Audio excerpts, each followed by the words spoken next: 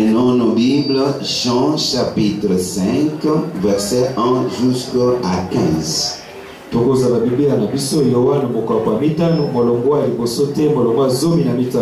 Jean chapitre 5, verset 1 jusqu'à 15. Si vos références ont été bonnes, je vous en prie pour le respect de la parole de Dieu et nous allons lire.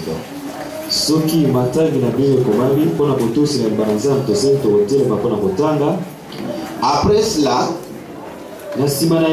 il y eut une fête de Juifs. Jésus monta à Jérusalem. Or, à Jérusalem, près de la porte des brebis, il y a une piscine qui s'appelle en hébreu Bethesda et qui a 5 portiques. Sous ces portiques étaient couchés un grand nombre de malades.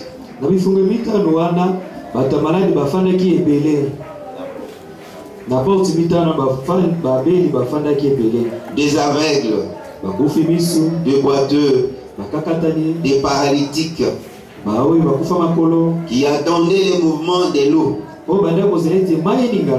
Car un ange descendait de temps en temps dans la piscine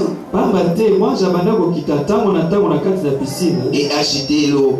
Celui qui est descendu le premier, après que l'eau avait été agitée, était guéri. Quelques filles sans maladie. Là se trouvait un homme malade depuis 38 ans.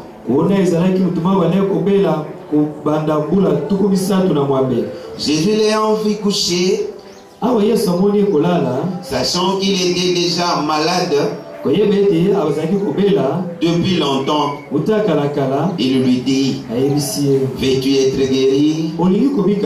Les malades lui répondirent: Seigneur, je n'ai personne pour me jeter dans la piscine quand l'eau est agitée. Et pendant que je vais, un autre descend avant moi. Lève-toi, lui dit Jésus. Prends ton lit et marche. Aussitôt cet homme fut guéri. Il prit son lit et marcha. C'était un jour de sabbat. Les Juifs dirent donc à celui qui avait été guéri: c'est le sabbat. C'est le sabbat. Il n'était pas permis d'emporter ton lit. Il leur répondit: celui qui m'a guéri m'a dit: prends ton lit et marche. Ils lui demandèrent: qui est l'homme qui t'a dit prends ton lit et marche? Mais celui qui avait été guéri ne savait pas que c'était qui c'était. Car Jésus avait disparu de la foule qui était en ce lieu. Depuis, Jésus les trouva dans les temples et lui dit: voici, tu as été guéri. Ne pêche plus, de peur qu'il ne t'arrive quelque chose de pire. Cet homme s'en alla, annonça aux Juifs que c'était Jésus qui l'avait guéri. Laisse que la parole du Seigneur soit bénie. Je vous prie de bien vouloir vous asseoir, bien-aimés.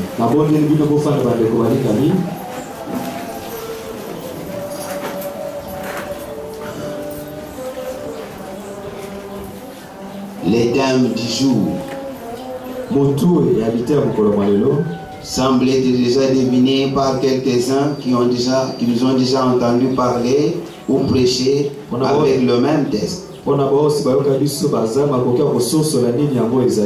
La piscine de Bethesda. la piscine de Bethesda. La piscine de Bethesda, c'est quoi? Mais nous n'allons pas d'emblée dévoiler les secrets. C'est avec la suite logique de ce qui serait dit en ces lieux que nous allons nous rendre compte pour comprendre ce que c'est la piscine de Bethesda.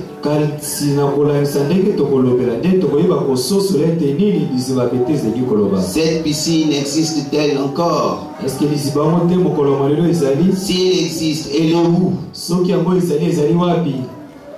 C'est ça des préoccupations auxquelles nous serons tenus de répondre. Bien-aimés dans le Seigneur, Jésus-Christ, de son vivant sur cette terre, il enseignait de plusieurs manières. Il enseignait parfois avec les paroles, parfois avec des gestes, parfois par ses attitudes, et parfois il donnait aussi des paraboles. Dans ce que nous venons de lire, il y a aussi une histoire très riche en enseignements que Christ a donné, s'agissant d'une piscine appelée en hébreu piscine de Bethesda.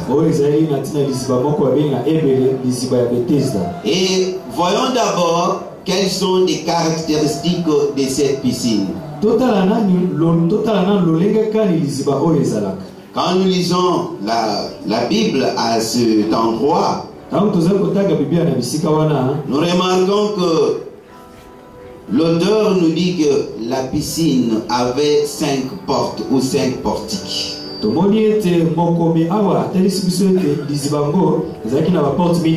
Premier élément, 5 portes. Deuxième élément, il y avait plusieurs personnes qui attendaient la guérison. On peut dire comme ça.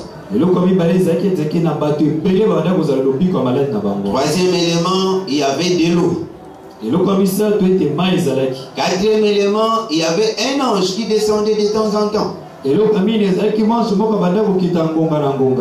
quand l'ange agitait l'eau, le premier à s'introduire ou à se jeter dans l'eau, c'est celui-là qui était guéri. Nous pouvons retenir pour ce fait au moins 4 éléments. Pour ce qui concerne cette piscine, nous irons où nous verrons la signification de chaque élément.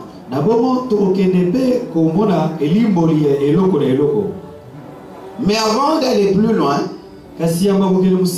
lisons d'abord dans l'Ancien Testament. Nous allons lire cette fois-ci le prophète Jérémie.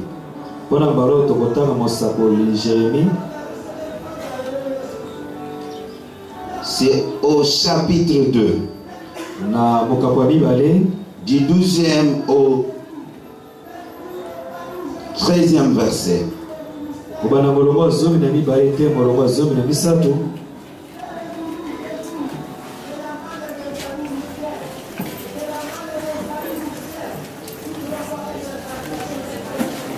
Dieu, soyez étonnés de cela. Frémissez d'épouvante et d'horreur, dit l'Éternel. Car mon peuple a commis un double péché. Ils m'ont abandonné, moi qui suis une source d'eau vive.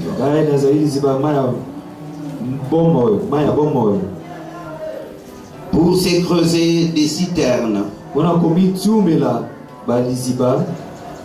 des citernes crévassées qui ne contiennent pas d'eau. Vous pouvez vous asseoir, bien aimé. Amen.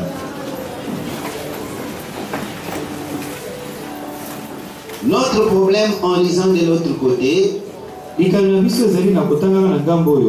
de faire le parallélisme qui va bientôt nous aider dans ce que nous allons dire pour bien comprendre là où nous venons de lire.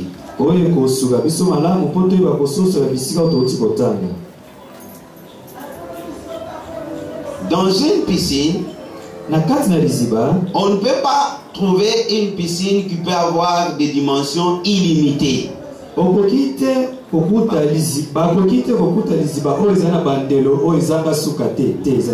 quand tu as une piscine, on a toujours délimité l'étendue. Et ce sont les hommes qui se décident que nous allons avoir telle étendue de notre piscine. C'est délimité en largeur, en profondeur et en longueur aussi. Et après, les hommes prennent une quantité d'eau qu'ils viennent mettre à l'intérieur. Et cette quantité d'eau peut par des moments tarir. Et quand on vient se laver nombreux, il arrive que cette eau devient sale. Imaginons maintenant le contraire. Nous nous amenons tous vers le fleuve Congo. Et je ne sais pas, même notre nombre ici. Et nous nous lançons là-bas pour nous laver. À quel instant cette eau deviendra-t-elle sale? Je ne pense pas. À chaque instant, l'eau est en train de faire quoi? De s'auto-purifier. Parce que ça coule. C'est ça le problème. Le peuple de Dieu avait commis un double péché. C'était de cette façon. C'était de cette façon-là que Dieu voyait des gens qui allaient vers la piscine. Raison pour laquelle Christ qui était sur la terre n'a même pas prêché là-bas. Ne s'était même pas approché de la piscine. Il s'était tenu de loin pour sauver cet homme-là qu'il avait pitié. La piscine ou des piscines existent encore de nos jours. Mais Dieu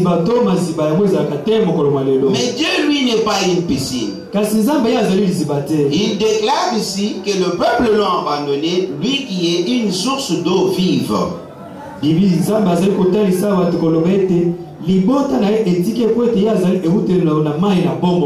Dieu est source, il est. Source d'eau vive. Et les gens l'ont abandonné. L'ont abandonné pour aller où? Et où réside Dieu? Dieu réside où? Où est-ce que nous pouvons trouver Dieu? Bien sûr, on peut dire que Dieu est partout. C'est ce que les gens disent. C'est vrai, il a son pouvoir partout. Il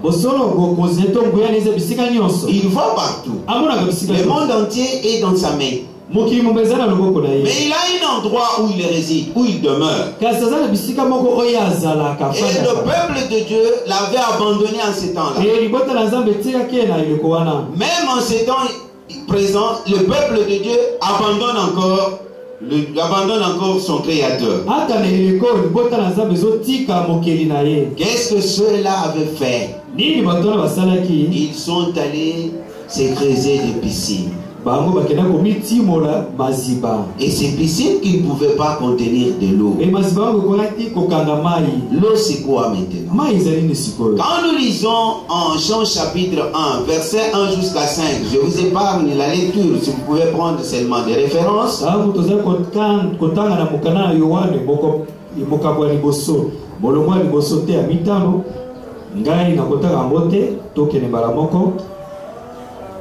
La Bible dit au commencement était la parole. La parole était avec Dieu. Et la parole était Dieu. Mais nous venons de lire ici en Jérémie que Dieu se donne encore un autre nom. Il a dit que lui, est une source d'eau vive. Je voudrais que vous puissiez faire l'exercice mental avec moi. Si Dieu est la parole, et si encore Dieu est la source d'eau vive, nous pouvons aussi dire que la parole est aussi quoi? La parole est une source d'eau vive. Maintenant, on commence à comprendre un tout petit peu. Là où on parle de la source d'eau vive, c'est que la parole est entière.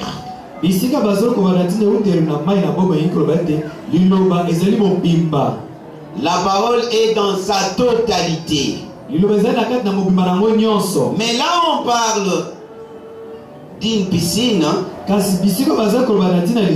vous comprenez que c'est une eau qui a été amenée par les hommes.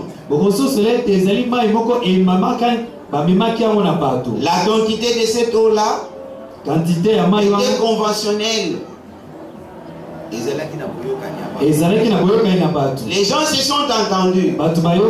Nous mettrons autant de litres, autant de mètres cubes. Cela n'est pas l'affaire de Dieu. Bien aimé dans le Seigneur, la parole de Dieu est le fondement de la foi des chrétiens. Mais qui est d'abord chrétien?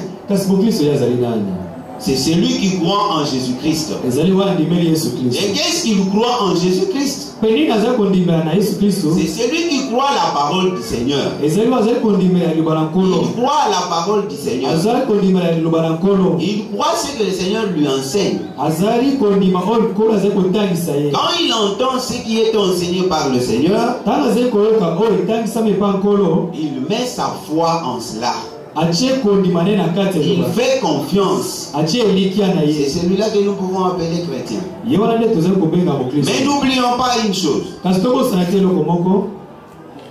Les gens allaient à la piscine pour trouver la guérison. De nos jours, les gens vont aussi, où c'est? Les gens vont où? Où c'est? À l'église. Dans des hôpitaux. À l'église, les gens vont à l'église ou dans des églises pour trouver aussi la guérison. C'est que dans une église, on peut trouver aussi une porte. C'est que dans une église, on peut trouver de l'eau. Et la porte trouvée à l'église s'appelle comment? S'appelle comment? Seigneur Jésus-Christ. On peut trouver aussi de l'eau. C'est que dans une église, on peut trouver aussi des anges. Mais quel genre d'eau on trouve dans une église? C'est ça ce qui fera notre affaire ce matin. Parlons d'abord du chrétien. Les chrétiens qui doivent faire croître sa foi, il doit aller à un endroit où il est enseigné régulièrement comme nous sommes venus comme ça. Cet endroit est appelé une église. L'église, c'est la maison de Dieu. Et toute maison a une porte pour barricader ou pour empêcher le voleur d'y entrer. Et la porte de la maison de Dieu s'appelle Jésus-Christ. Comme on venait de dire que le fondement d'une église, c'est la parole de Dieu. C'est que pour qu'une église existe, il faut avoir une parole. Il faut avoir la parole de Dieu dans cette église-là. Ce n'est pas la bâtisse comme on l'a comme ça. Ce ne sont pas des chaises, ni des instruments, mais la parole. La première chose, c'est la parole. C'est cette parole qui fait le fondement de l'église. C'est cette parole que nous appelons source d'eau vive. Quand nous essayons de comprendre ce qu'on venait de dire tout à l'heure, nous l'avions insinué en disant que Christ enseignait de plusieurs manières. C'est que l'exemple de la piscine que Christ avait donné était un enseignement.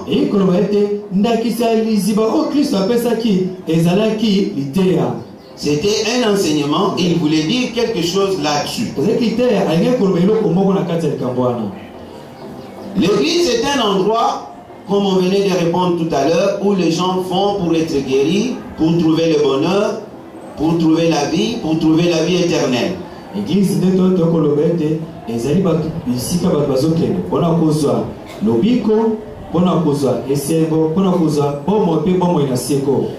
tout ce que nous avons vu, ou tout ce que nous pensons croire dans une église, nous avons vu aussi que cela existait de l'autre côté de la piscine. C'est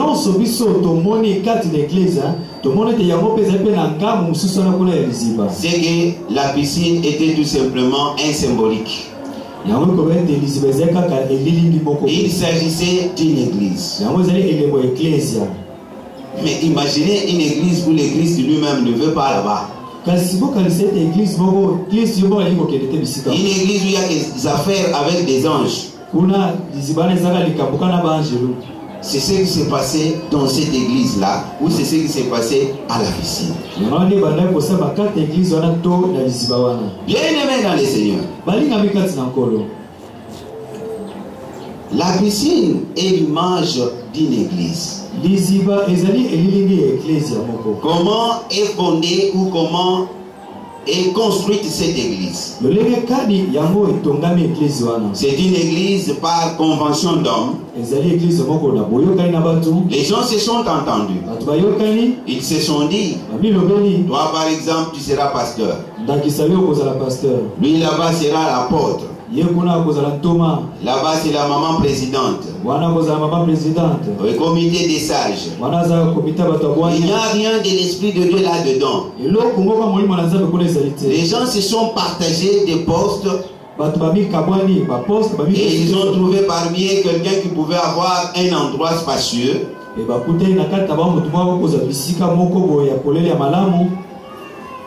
Et celui-là pouvait les aider pour mettre leur église dans sa parcelle par exemple.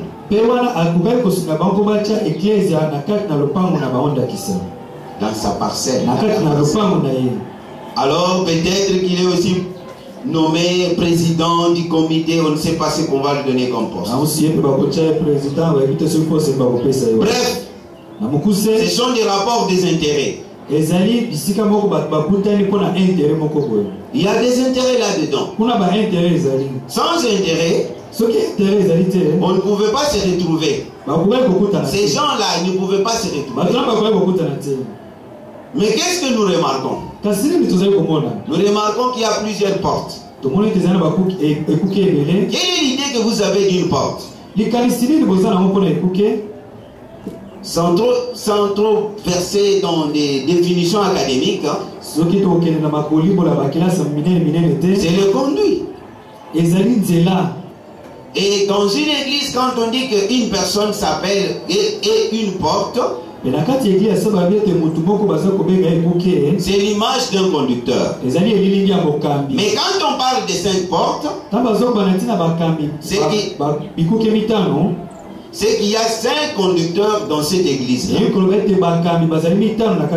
Bref, plusieurs conducteurs. Et vous allez maintenant comprendre quel cafouillage existe dans une telle église. Le monsieur qui vient d'être guéri, quand il est interrogé par le Christ, il sort les secrets de cet endroit. Il dit non, je ne peux pas, je n'ai pas une personne qui peut aussi prendre mon cas. Je n'ai pas cette personne. Et quand j'essaie d'y aller, il y a une personne qui m'a déjà précédé. Parce qu'il est sorti de la porte X ou de la porte Y ou Z, je ne sais pas moi, M ou n'importe quelle porte. Vous sentez qu'il y a quoi là-bas? Les désordres. Je vais bien expliquer ça. Une personne est censée avoir une tête quand même. Mais quand vous trouvez une personne avec cette tête, vous direz que c'est un monstre.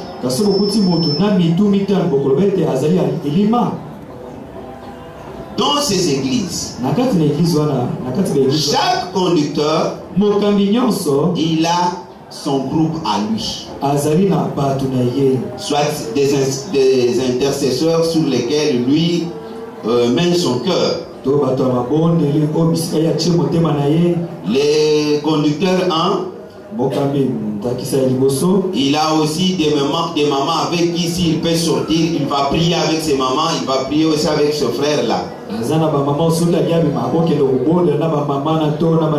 Les conducteurs 2, il a aussi, quand il va à l'extérieur de l'église pour aller faire des visites pastorales ou voir des fidèles, il a aussi ces fidèles à lui qu'il veut visiter et pour qui il peut prier.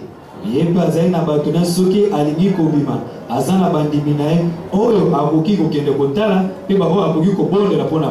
qui se fait à gauche n'est pas connu à droite. Et ce qui se fait au centre n'est même pas connu au milieu. Je ne sais pas, n'est même pas connu au sud ou à l'est. Voilà. Quand il y a plusieurs conducteurs comme ça, et pour obtenir maintenant la guérison dans cette église ou dans une pareille église, qu'est-ce qu'il y a? C'est problème d'argent. Et quand les intercesseurs ou le pasteur prend ton affaire, avant que je continue, je ne sais pas si notre maman là est ici, mais je ne l'appelle pas pour les témoignages. Je vais seulement dire ce qu'elle m'avait dit il y a quelques jours. Notre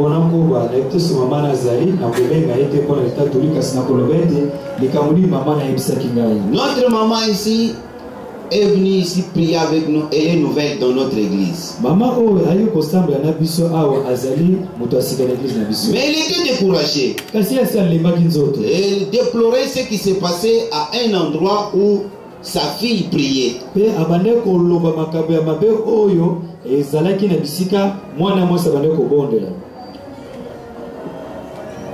Sa fille était mariée et le mari avait un peu de moyens. Quelque temps après, le mari a tout perdu. Pendant que le mari avait des moyens, il avait aussi à côté de lui des prophètes. Alors, la femme avait eu une grossesse et pouvait mettre au monde. Et elle a jugé bon d'aller habiter avec sa mère pour que la maman puisse l'aider. Un mois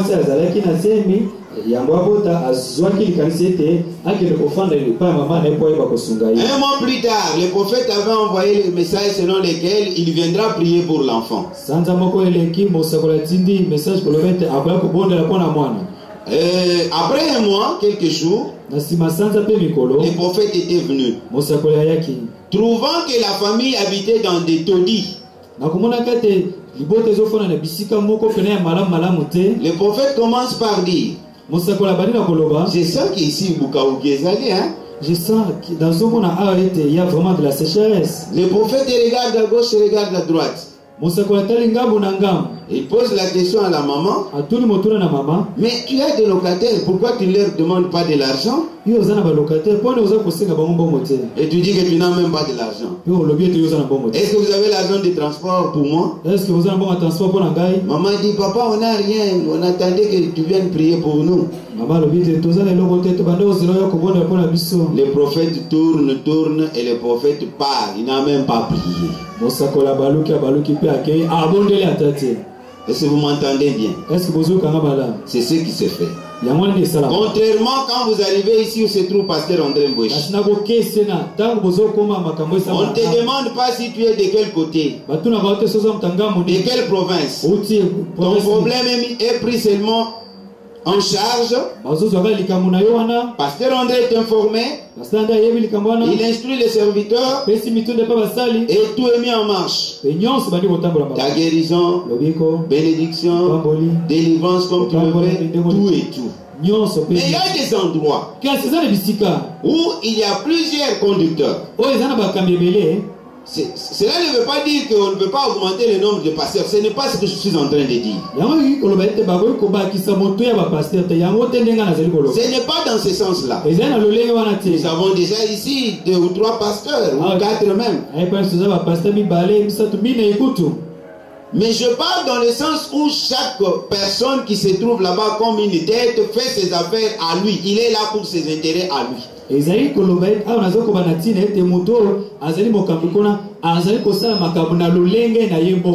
tenir compte de l'autre. C'est de mésentente à ce lieu-là. C'est de troubles dans ce lieu-là. Les désordres d'une façon générale. Mais il fallait attendre dans une piscine. Qu'est-ce qui se passe aussi? Il faut attendre que l'ange vienne. Quelle a été la mission de l'ange? Il fallait qu'il vienne agiter encore de l'eau. Qu'est-ce que cela signifie? L'ange c'était un envoyé de Dieu. Comme dans une piscine, les enfants de Dieu y vont aussi. Je dis bien une piscine, selon ce que nous venons de dire, c'est une fausse église avec ses caractéristiques. Où la parole de Dieu a été calquée, la parole de Dieu a été amenée par les hommes. Ce n'est pas par l'inspiration du Saint-Esprit, mais les hommes eux-mêmes choisissent qu'est-ce qu'il faut enseigner. Des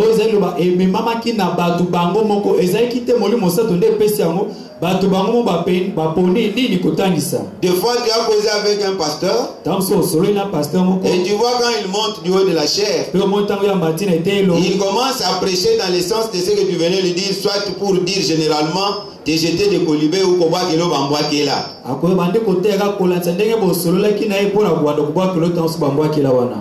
Parce qu'il n'a pas le Saint-Esprit qui doit le communiquer. Où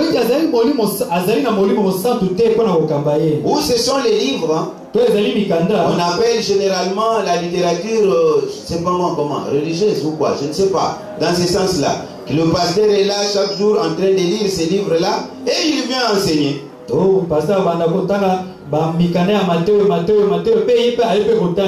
Il vient avec ça. Généralement, quels sont les thèmes qu'il donne? La bénédiction, prospérité, voyage en Europe. Ils n'ont pas d'autres messages. Et les autres, qu'est-ce qu'ils font? Ils ne lisent même rien comme parole, ou ils n'ouvrent même pas la Bible. Ils s'amènent là directement, c'est la délivrance. Ainsi, il y a un faux langage que les chrétiens congolais utilisent. Basaleli et délivrance. Vous avez trouvé ça où dans la Bible? Basalelo délivrance. Arrêtez si vous dites ça. Ça n'existe nulle part. On m'a fait la délivrance. Donc tu veux prendre un pasteur pour un Dieu? C'est Dieu qui fait la délivrance. Et à ce sujet-là, qu'est-ce que Christ avait dit? Vous connaîtrez la vérité et la vérité fera quoi? La vérité va vous délivrer. Ce n'est pas un homme parce qu'il t'a imposé la main. Généralement, c'est ce qui se passe dans des piscines. Imposition des mains et les gens tombent. À moi aussi de vous poser la question. Pourquoi ces gens-là tombent? Parce que ce pasteur est plus puissant. C'est faux. Christ lui-même, quand il était sur cette terre, un jour, une femme l'avait touché. Et c'est la Bible qui dit ça. Et qu'est-ce que Christ avait dit? Une personne m'a touché. Pierre a dit, non, mais il y a une foule ici. Comment on peut identifier la personne qui t'a touché? Il dit non, Pierre. Parce que la façon de me toucher de cette personne-là, une force est sortie de moi. Pourquoi la femme-là n'était pas tombée? Vous lisez votre Bible de quelle manière? Vous voyez seulement les scénarios qu'on fait dans des piscines, les gens qui tombent. Généralement, ceux qui tombent de bonne manière.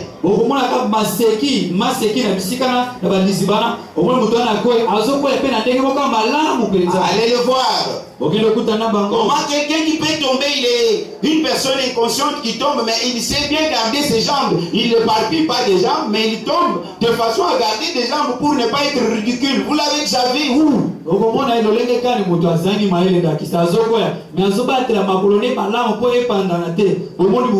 Généralement, ils portent déjà des pantalons. Très souvent, ce sont les femmes. Très souvent, ce sont les femmes. Très souvent, ce sont les femmes. Amen.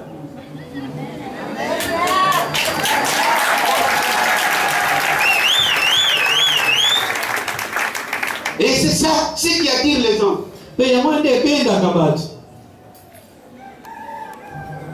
J'ai eu difficile à convaincre une personne que frère John m'avait donné depuis la France. Il me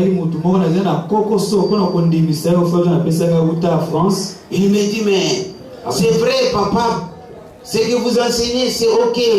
Je suis en train de lire et je vérifie la Bible, c'est la même chose.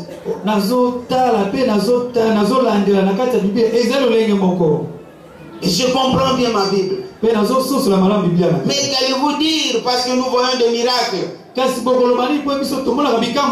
pense ceux qui ont regardé la télé il y a quelques jours, ils ont vu un monsieur qui vient de la prison, qui n'a rien à faire. Alors comme il veut encore s'attirer la foule, il est allé chercher à dénoncer maintenant ses secrets, leurs secrets, pour que les gens disent non, non, non, non, maintenant celui-là il a la parole. Vous avez vu ça à la télé, non?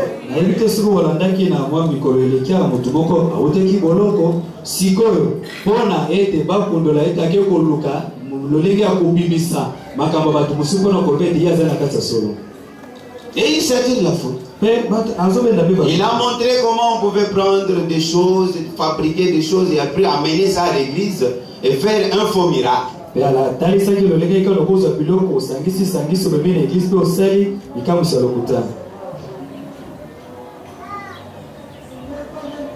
vais vous donner un exemple.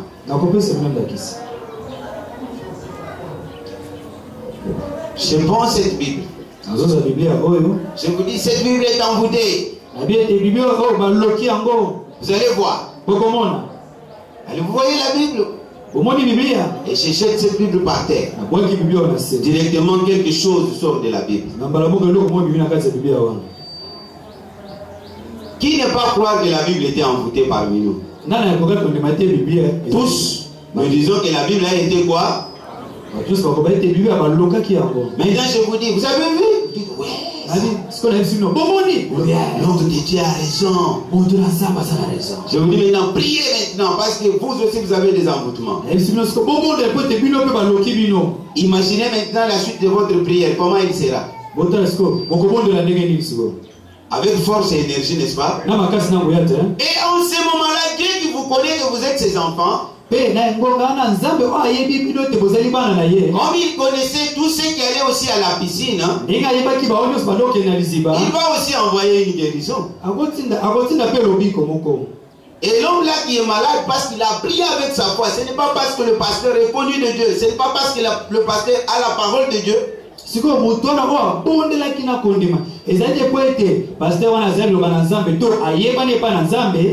Et c'est la guéri. Mais c'est ce qui se passe dans les piscines. C'est ce qui se passe dans les piscines. Et Dieu a envoyé aussi l'ange. Et quand l'ange arrivait,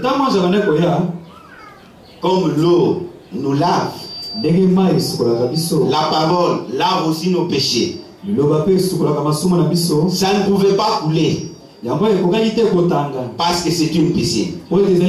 Ça pouvait rester stagnant. C'est pourquoi l'ange venait pour faire. Les gens qui ont déjà été au village connaissent bien si on peut boire l'eau quelque part. Il faut d'abord faire ça. Et puis on laisse passer une couche là poussiéreuse. Et puis on commence. Les gens qui ont déjà bu de l'eau dans des endroits au village, ils connaissent ce que je dis. C'est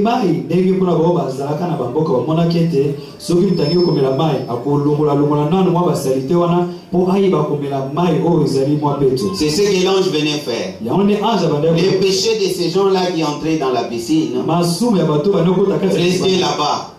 Parce que la parole n'était pas dans ça. Totalité, ça ne pouvait pas effacer. C'est pourquoi l'ange venait que pour guérir une personne et la toute première qui entrait dans le monde. Mais qu'est-ce que la Bible nous dit? Que Dieu est la parole. Et la Bible nous dit, quand nous nous approchons du trône de la grâce, c'est pour obtenir la grâce et miséricorde. Et pour être secouru dans nos temps de besoin. Ainsi, il y a une parole qui déclare: dis seulement un mot, je serai. On n'a pas besoin de te donner de l'huile.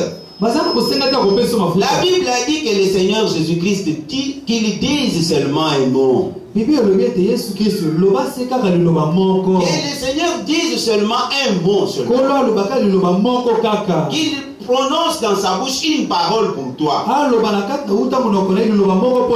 envoie un enseignement, une parole, une prédication pour toi. Quand tu aurais entendu cette prédication, c'est fini pour toi. C'est ça la vérité. Et quand tu vas connaître cette vérité, la vérité finit par t'affranchir. On n'a pas besoin de t'imposer une main. On n'a pas besoin de salir tes habits avec l'huile d'olive. D'ailleurs, c'est le temps qui nous manque. On allait faire la démonstration. Pour vous montrer que nulle part cette huile qu'on utilise est recommandée dans la Bible pour être utilisée. Si vous avez le temps, ne vous précipitez pas pour rentrer. Quand on aurait fini, venez nous voir, nous allons discuter là-dessus. D'où vient l'idée là de prendre l'huile et prier pour cette huile-là et dire que l'huile est devenue sainte? Celui qui avait instruit Moïse pour cette huile-là, il avait dit que ça ne sera même pas mis sur les hommes. Et qu'on ne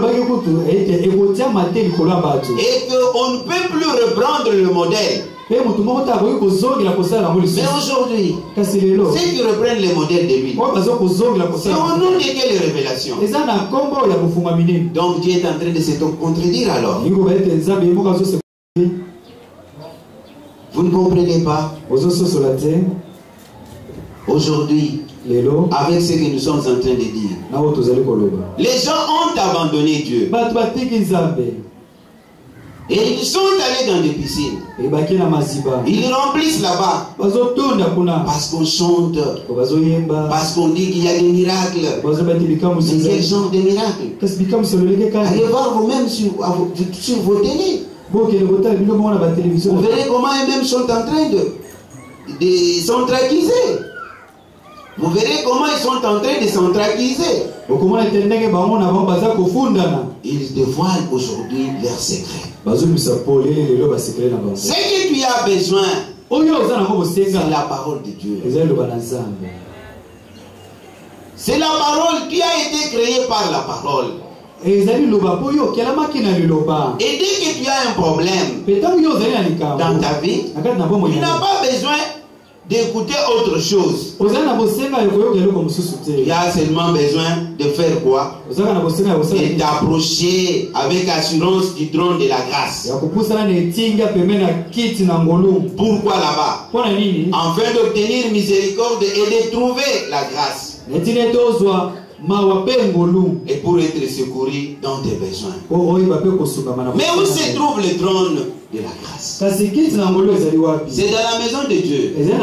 Là où le Christ est une porte. Comme il est une porte, on ne peut pas passer avec cafouillage. Chacun est contrôlé. Chacun est contrôlé. Et qui doit entrer? Et il entre. Il entre où? Dans la maison de Dieu. Et là, il est rassuré. Il est dans la protection. Mais de l'autre côté, dans la piscine, ce sont des anges qui font des miracles. Mais attention, je ne dis pas que l'ange qui venait de descendre pour faire les miracles était un ange du diable. Mais généralement, les gens des piscines travaillent avec des anges du diable, des démons.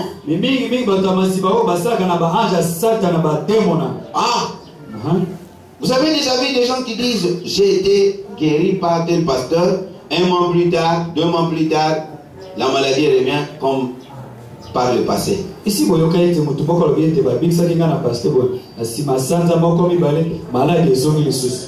comme par le passé. Dans la piscine, qui sont guéris? Les plus forts. Pourquoi ils sont plus forts? Ce sont des gens qui ont l'argent. Sans argent, mais qui va te voir? Toi, tu viens voir qui? Plusieurs personnes sont venues nous raconter ici qu'ils ont même des dettes de la délivrance. Ils étaient partis dans des églises pour être délivrés. On leur a donné une caution à payer. Il a donné une partie. Et il est parti de là avec une dette d'autrui de la délivrance. Vous imaginez? Quelle folie. Combien ça peut faire mal pour une grâce qu'un pasteur a obtenue gratuitement. Et celui qui a donné cette grâce a dit, vous avez obtenu gratuitement. Et faites quoi? Mais aujourd'hui on vous vend des macarons. Vous achetez.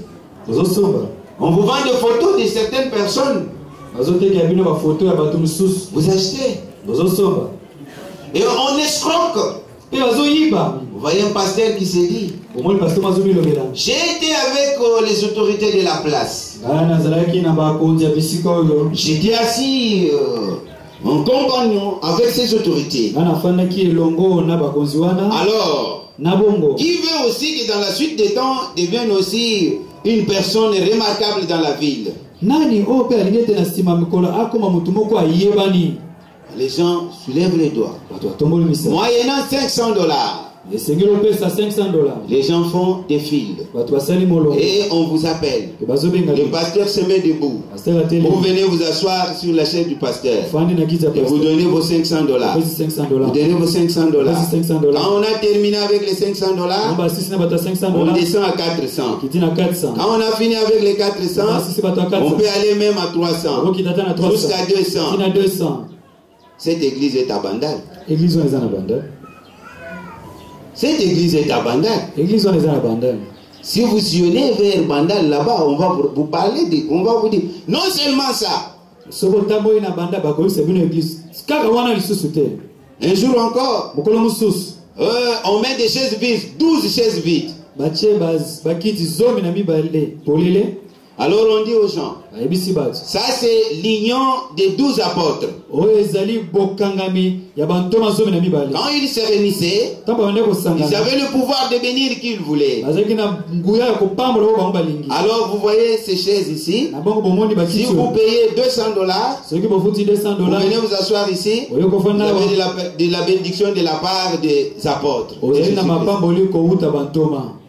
Cette église est à Bandal. Je ne veux pas faire sa publicité parce que c'est une piscine. Mais allez vous-même chercher. Et les gens, je vois une maman. Il dit, papa, je manque même l'argent de transport. Donc, elle est venue pour que je puisse la recevoir. Je paye encore les transports pour cette nuit. Mais maman, toi, tu me disais que tu vendais des bijoux, non? Ah, papa, l'histoire est longue. Moi aussi, j'ai dit l'histoire est longue. Je ne saurais pas vous raconter l'histoire. Elle est tellement longue. Voilà des caractéristiques d'une piscine. La piscine ou des piscines existent jusqu'à nos jours. Vous allez voir justement un petit nombre de gens qui sont bénis là-bas. Et les autres non. Parce que les enfants de Dieu qui sont dans la piscine sont distraits. Et ceux qui sont là-bas, qui sont méchants, qui ne marchent pas en craignant Dieu, ce sont eux qui volent des bénédictions des enfants de Dieu. Bien-aimés dans les Seigneur, des piscines existent. Et la Bible a dit à cet endroit, en Jean, où nous avons dit qu'il y avait plusieurs personnes pour guérir qu'une seule personne. Il y avait plusieurs personnes. Il fallait attendre l'ange. Je ne sais pas si l'ange venait une fois les jours. Je ne peux pas vous dire ce que la Bible n'a pas dit. Mais de temps en temps. On ne sait pas combien de fois l'ange venait par jour. Mais ces gens-là attendaient toujours. Est-ce qu'aujourd'hui cela ne se fait pas? Mais tu peux aussi être une personne qui vient d'une piscine. Où tu as donné de l'argent là-bas. Tu as même donné des vestes, tu as donné des pagnes, tu as donné des pièces d'habits là-bas. Pour acheter la grâce de Dieu. Pensez-vous qu'une guérison égale à une délivrance?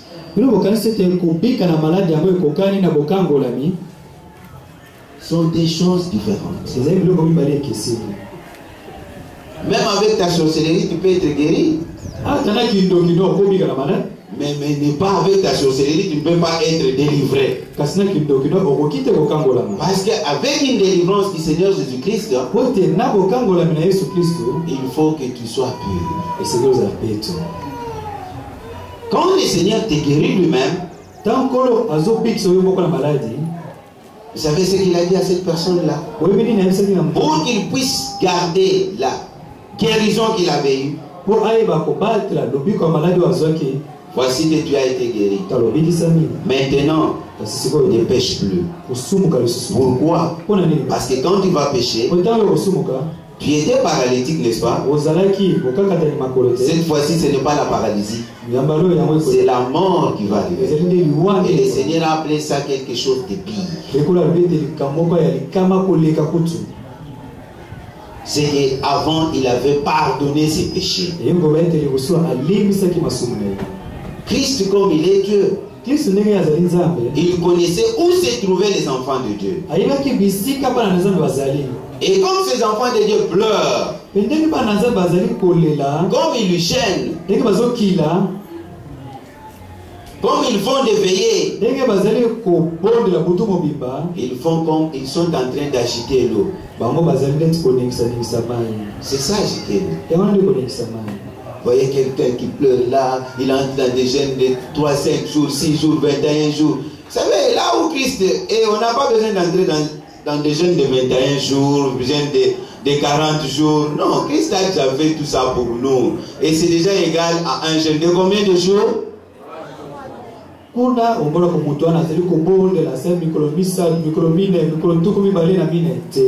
Mais si quelqu'un soit allé, aux assos n'a pas ségaté à postal bajana à 21 jours et à 40 jours, parce que qui soucie à cela qui a repé à zombie sans comme quand microbé, c'est ça le plus grand miracle. Et vous savez pourquoi on donne des jeunes de 21, autant de jours, autant de jours? Oui, pour aller m'appeler ça bajana à 21 jours. Il se joue seulement de toi. Ils veulent seulement, ils disent nous n'avons pas la grâce, qu'on exploite seulement sa foi. Si Dieu peut l'écouter, qu'il l'écoute. Parce qu'eux-mêmes n'ont rien à te donner.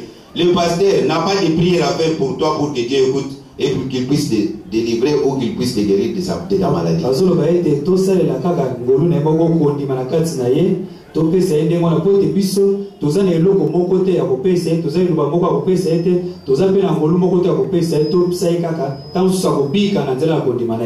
Le Christ qui est la porte, c'est l'image d'un conducteur de Dieu qui amène les brebis auprès du Seigneur Jésus-Christ.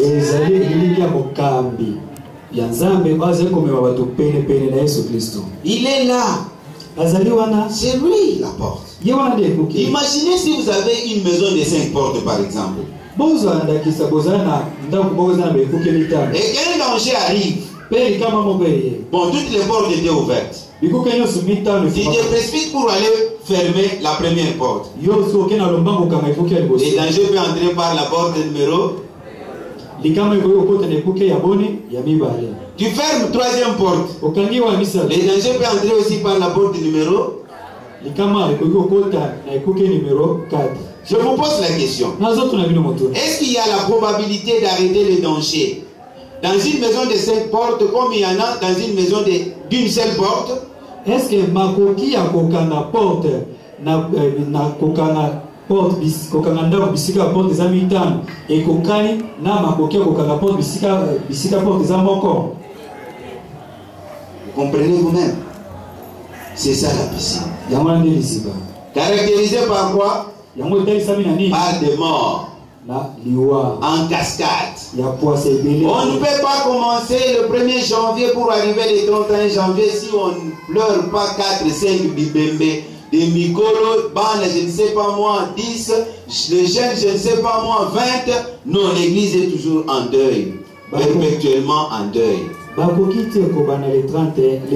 janvier, le 31 décembre.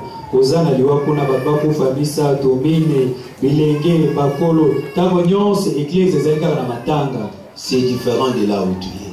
Quand les gens s'approchent de la porte du Seigneur qui est ici, Pasteur André Mbouech, ils ont l'impression que la mort n'existe pas. Ils ont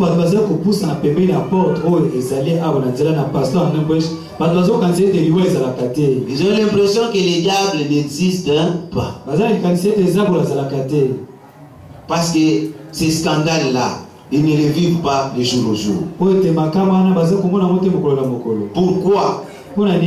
Dans la vraie église de Dieu, c'est la crainte de Dieu qu'on doit enseigner. C'est ça ce qui est comme enseignement à donner dans une église de Dieu. Dans l'église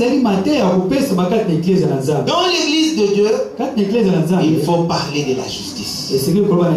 Quand on dit aux gens de craindre Dieu, on les pousse à être juste. Et qui dit justice, ça signifie la recherche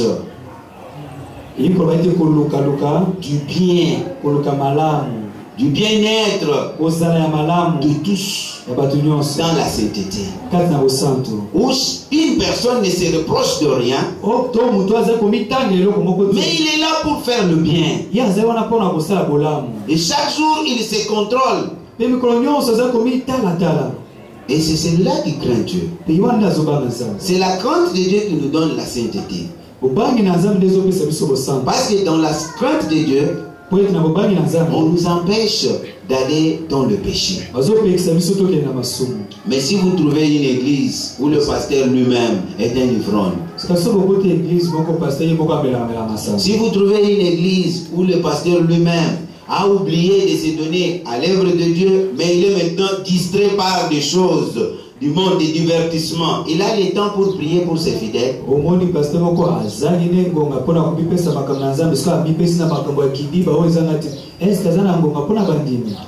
trouve le temps pour aller vraiment se divertir comme ça? Il a plus de 24 heures par jour. Il a combien par jour? Moi je ne sais pas. Si c'est 24 heures par jour, moi je trouve que pour un pasteur ça ne suffit pas. Il a combien de temps lui? Pasteur Nazaba koleka 24 heures pour te gagner pour la ceux qui azali pasteur sol. Là pour la 24 heures te zali muke. Mais soit zo ngana wa. Dans une vraie église de Dieu, le Saint-Esprit prévient le pasteur prévient le conducteur, lui dit des choses qu'il doit éviter, des choses qu'il ne doit pas faire. Et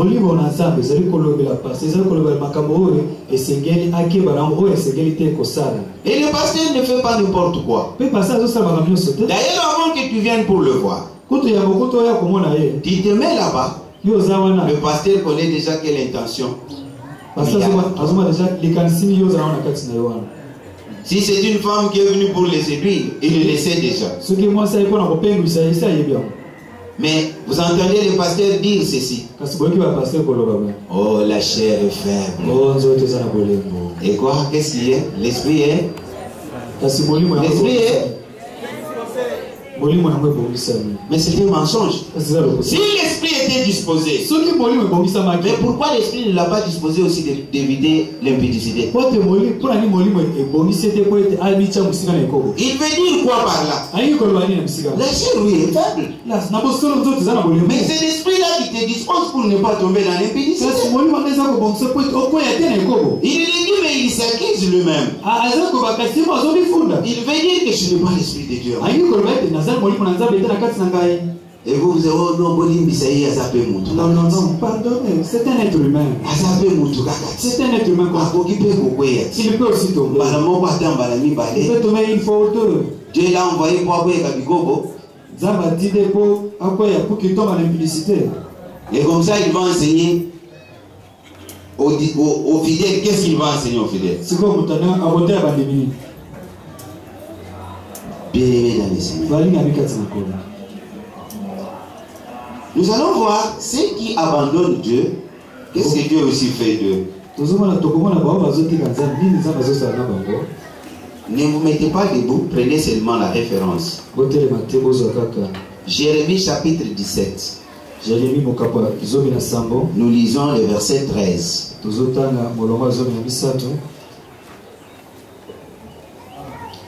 Toi qui es l'espérance d'Israël, ô Éternel, tous ceux qui t'abandonnent seront confondus. Ceux qui se détournent de moi seront inscrits sur la terre. Car ils ont abandonné la source d'eau vive. Éternel Dieu.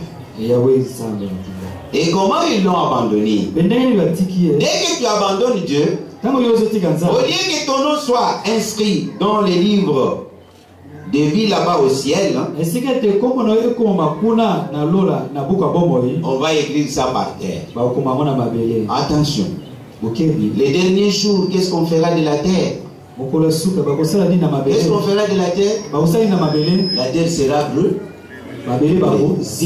C'est là où était la liste de ton nom. Maintenant, quand on brûle maintenant la terre, ton nom est aussi quoi? Continuez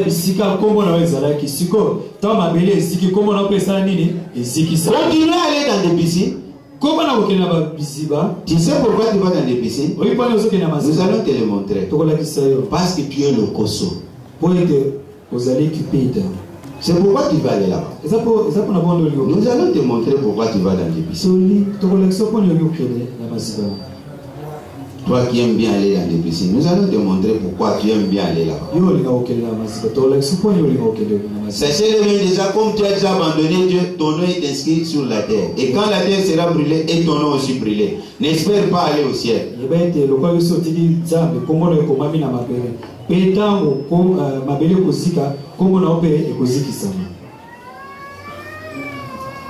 Restez seulement assis. Parce que nous tendons vers la fin.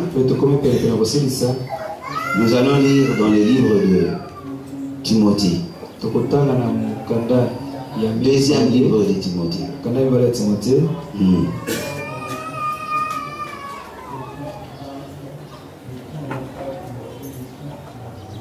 Nous lisons au chapitre 4. Nous lisons seulement le verset 3 et le verset 5. Car il viendra un temps où les hommes ne supporteront pas la saine doctrine.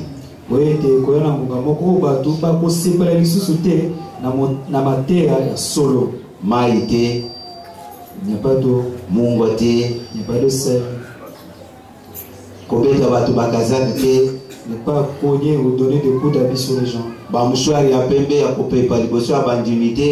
mouchoirs blancs sur les fidèles.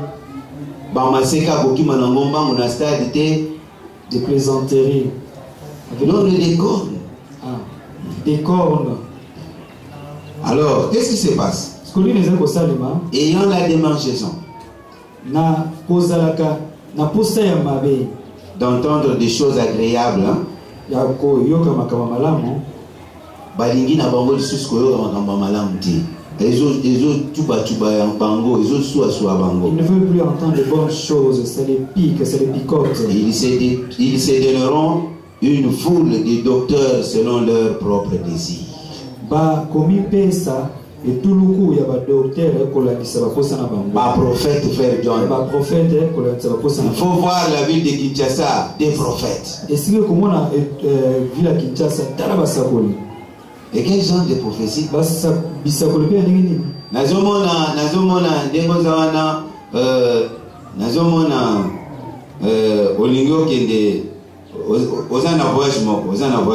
Je suis en train de voir que tu as un voyage. Prophétie et Sukiwana. Prophétie et Sukiwana. La prophétie s'arrête là. Alors pour ça le voyage, il faut l'assembler la bonne. Alors pour que tu fasses ce voyage là, il faut que je prie pour toi. Et c'est ça la prophétie. Non. Quand bien même ici on prophétisera, on va te dire, nous voyons un voyage. C'est bon ou c'est mauvais? Qui a accepté ou n'a pas accepté? Voilà ce que tu vas faire dans ce voyage. Voilà ce qui va t'arriver dans ce voyage. Et si tu risques, tu vas laisser ta peau là-bas. Voilà ici comment on prophétise. Et voilà ce que toi tu as fait. Tu t'entêtes toi-même pour faire ça. Ça ne vient pas de Dieu. Et voilà. Nous continuons. Vers 4, on dit: détourneront l'oreille de la vérité et se détourneront vers le fable.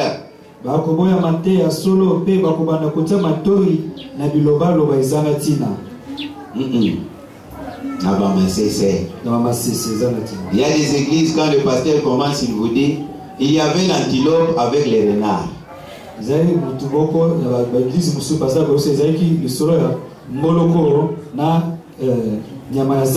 Et un jour, c'était les serpents, c'était le boa. Il y avait un arbre qui était tombé sur le boa.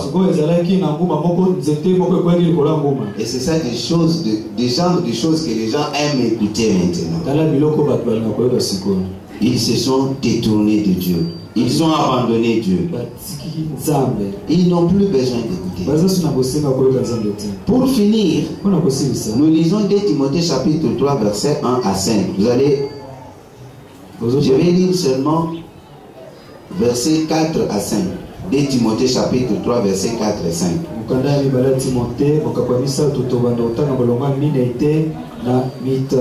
On parle de ce que les gens seront les derniers jours. Parce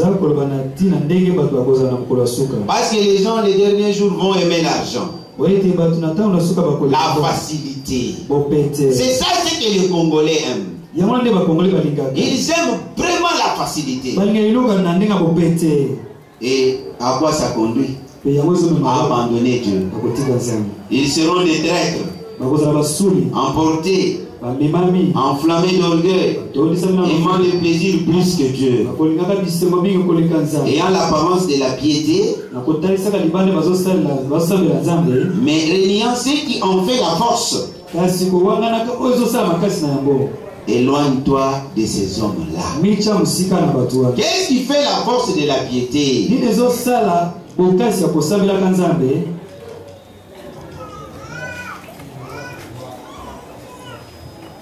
La piété de Dieu. Quand vous venez pour prier Dieu, Dieu vous demande de vous éloigner du mal. C'est la sainteté. Et cette sainteté vient d'où? Ça vient de la parole de Dieu. Ces gens ont abandonné Dieu. Les conséquences quand on abandonne Dieu, le nom est écrit où c'est?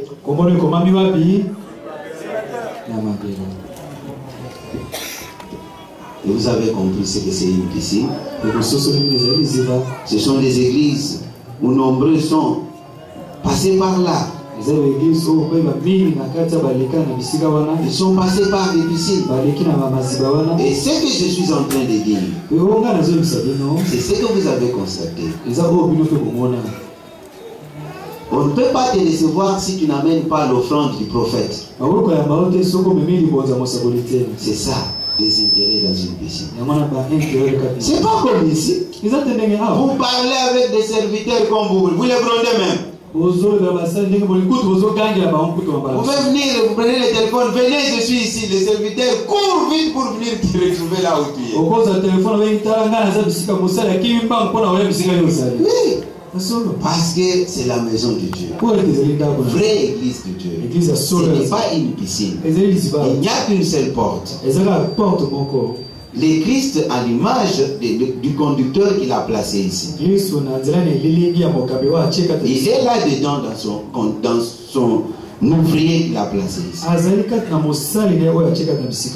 Bien aimé dans le Seigneur, je ne pouvais pas être très long. Je pense que chacun de nous a compris ce que c'est la piscine, une fausse église et ses caractéristiques. Ça existe.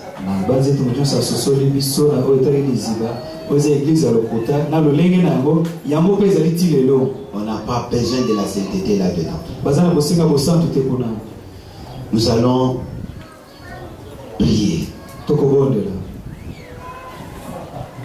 Je vous invite de le mettre direct.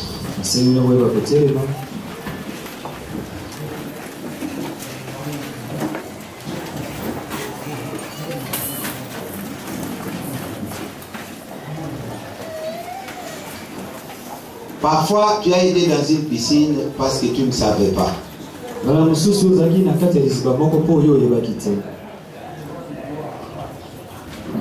Oui. Mais le Seigneur va faire quelque chose pour toi. Comme il te connaît que tu es son enfant,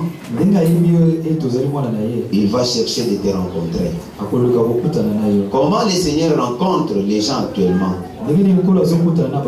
C'est par la parole qui est prêchée. Et quand tu entends cette parole, ça révolutionne ta façon de vivre. Tu te donnes corps et âme pour prier ton Dieu.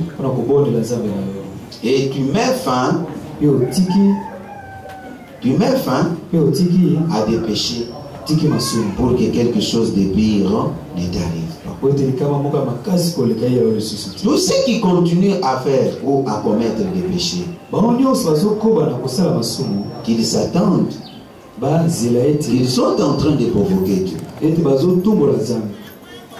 Et en faisant ainsi, Dieu peut laisser que quelque chose de pire arrive dans leur vie.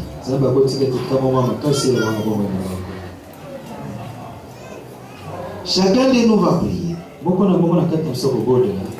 Tu dis au Seigneur, j'ai entendu ce qui a été enseigné aujourd'hui sur la piscine.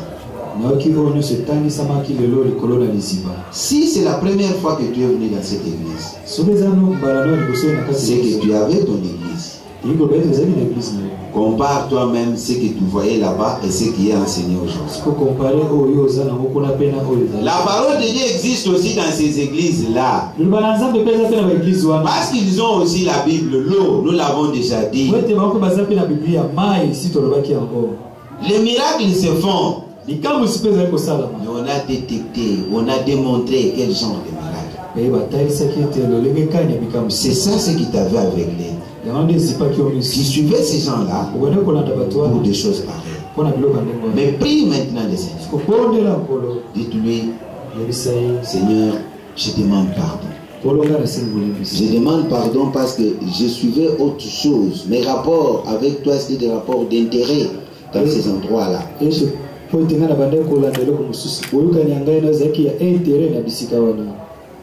Et si tu as déjà été ici et tu continues à faire le mal,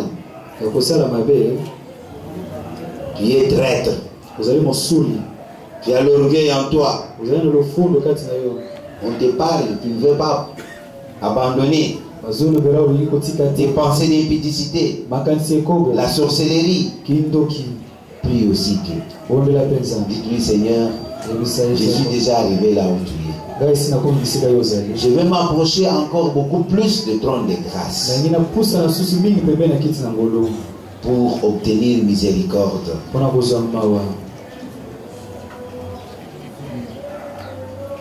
Pour que tu puisses me secourir. Mais voici ce qui me dérange. Renonce à tes péchés. Nos bras en l'air, nos mains en l'air, prions au nom du Seigneur Jésus. Prions, prions.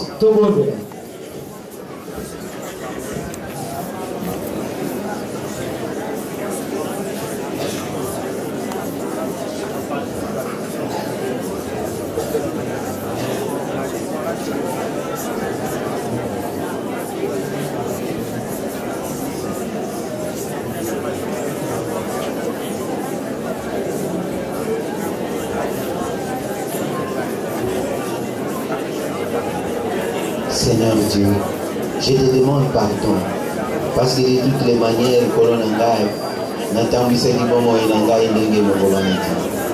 nazali hypocrite, nazali traître, nazosula yo, natikaka yo kolona ngai nakendaka libanda ya liloba na yo pe nasalaka oyo esepelisaka yo te. Yawe na bomoi kolona ngai nzambe ya moi. Nasosoli lelo ete kolo nakoki lisusu kosalela yango te. Nzambe na nguya na ye epai na yo po ete masumu na ngai yango nde ezali kosala ete kombo na ngai ekomama na mabele mpo ngai natiki yo. Tala kombo na ngai ekomami na mabele. Nalandi bato ya bateatre ya pamba, nalandi bato bapesaka nde masano ya pamba bisakoli na bango. Nzambe ezali kowuta epai na yo te. Nayoki yo Nzambe na ngai na mawa na yo, oye koluka ngai Nzambe, oye koluka ngai ndenge olukaki moto oyo abelaki maladi 38 ans. Nzambe oluki ngai lelo na liloba tokutani na yo. Ngai mosumuki motema mabe, ngai mutu na kanda lolembo esilaka te eti lelo Nzambe nazali koloba ete nayebi yo. Tala nazali kopusana liboso na yo koloba ete nalingi yo Nzambe, kasi nazali kokwaka libanda oyo epesaka makasi ya losambo, ezali busambo liloba na Nzambe wana nazosalela yango te. Oyo ekoki kopesa ngai busambo nasalelaka yango te. Lelo nasosoli Nzambe na ngai.